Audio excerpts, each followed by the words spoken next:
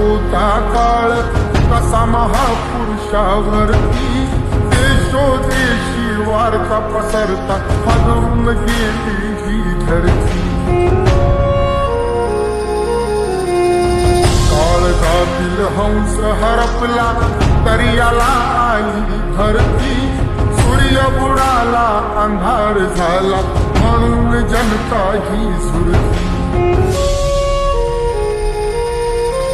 प्रगतीचे ते युगे दिनाची